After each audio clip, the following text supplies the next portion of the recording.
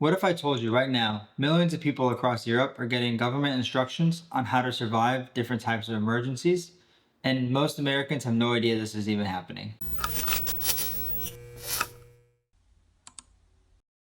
Welcome back to another video by Matt Gear, and today we're going to be talking about how governments are preparing their people for crisis planning. If you've been following different headlines relating to preparedness over the past year, you may have noticed that in late 2024, a number of European countries started issuing guidance and plans for their citizens so they can be prepared to deal with these emergencies, both civil and natural, and in order for them to be more resilient during these times. Specifically, the countries I'm going to talk about in this video are Sweden, Norway, Finland, and Denmark, as these countries are all in the same region and they all started issuing these guides around the same time, showing that it was most likely or not a coordinated effort. Here in the US, we have our emergency preparedness resources issued by FEMA and the ready.gov website. And today I'm going to dive into both approaches, the US and European, to see if there's something that we can learn from one another, if we're doing it better, or if there have things that we need to improve on. First, let's talk about Europe, because it's not just one country. It seems to be a coordinated regional response to the changing security environment. Of all the European countries, Sweden took the most dramatic response.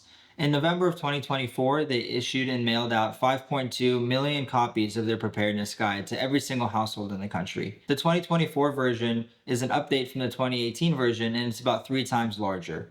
And within this plan, they were actually pretty bold, and they recommended that citizens be prepared for about a week without government assistance, no power outages, no water delivery, and overall be ready for these kind of environments. Finland took a different approach. Instead of mailing out millions of copies to households, they instead made a digital version and made that available to citizens.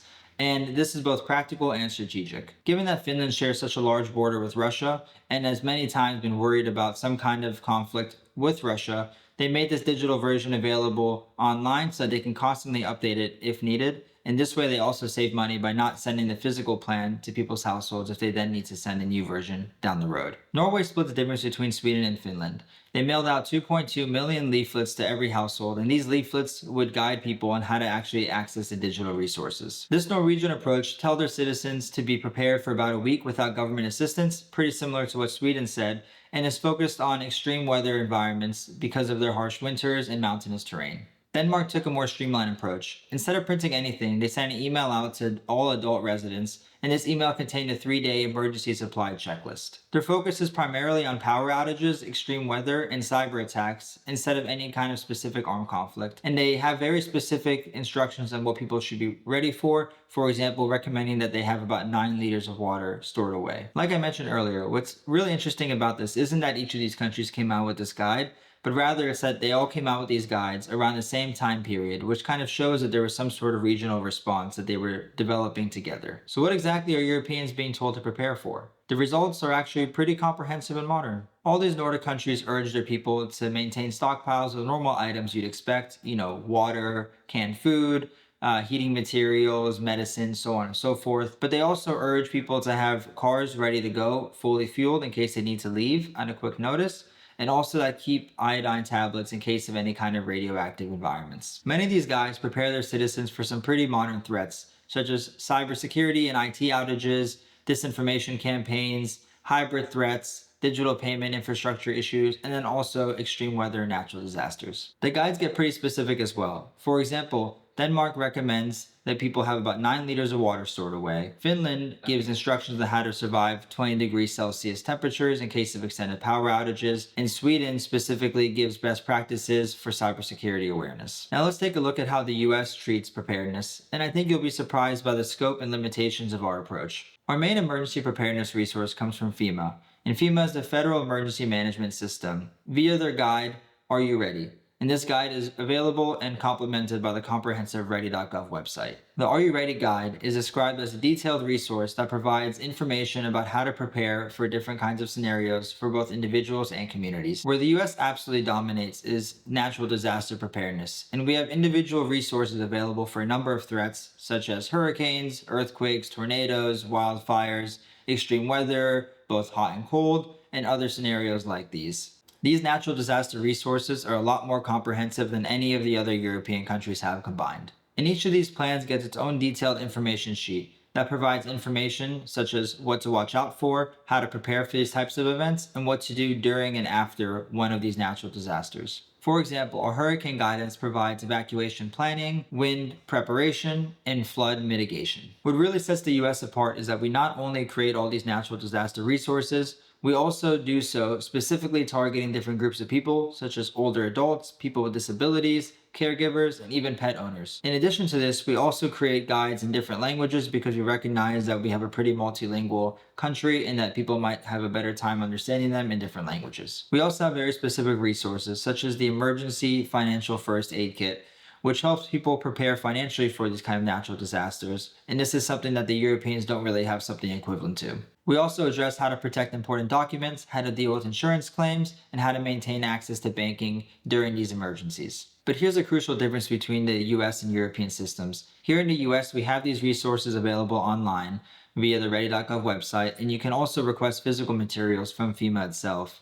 However, this is a fully opt-in system, meaning that you have to know that the resources are available and you have to go and request them yourself. FEMA itself has actually stated that millions of Americans don't even know that these resources are available to them. Additionally, a lot of the US resources are more focused on individuals and families as opposed to larger communities. I'm going to further break down these differences in 6 key areas where the two systems diverge significantly. First is the distribution philosophy. Like I mentioned earlier, a lot of European countries take the universal approach of sending out these resources to each of their households and making sure that all citizens know that these resources are available to them. In contrast, the US takes a reactive and voluntary approach where you have to know about the materials and go and seek them out yourself. The European model ensures high levels of awareness but costs more as they have to send these resources out to everyone even if they don't want them. The US model is more cost effective, however, it relies on people taking the initiative. The second main difference is the threat assessment priorities. In Europe, a lot of the guides focus on more modern threats such as cyber attacks, disinformation,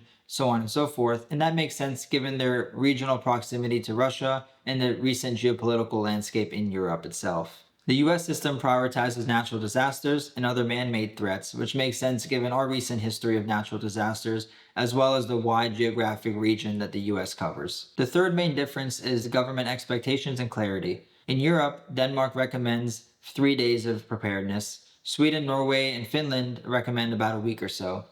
In the US, we focus less on timelines and specific metrics and more on just general preparedness for these types of scenarios. The fourth main difference is the integration of modern threats. Europe seamlessly integrates cybersecurity, disinformation, and digital resilience in their daily messaging about preparedness. The fifth is community versus individual philosophy. In Europe, a lot of the guides tend to emphasize collective defense and social obligations, and that everyone has a duty to contribute towards national resilience. The US approach is more individualistic and focuses on family and personal safety. The sixth main difference is resource investment and political commitment. European governments demonstrate significant political commitment, and this can be seen via the expensive but universal distribution of many of their planning resources. The US is more cost conscious, relying primarily on digital distribution, which may indicate less political commitment of universal awareness. So here's the big question: which system works better?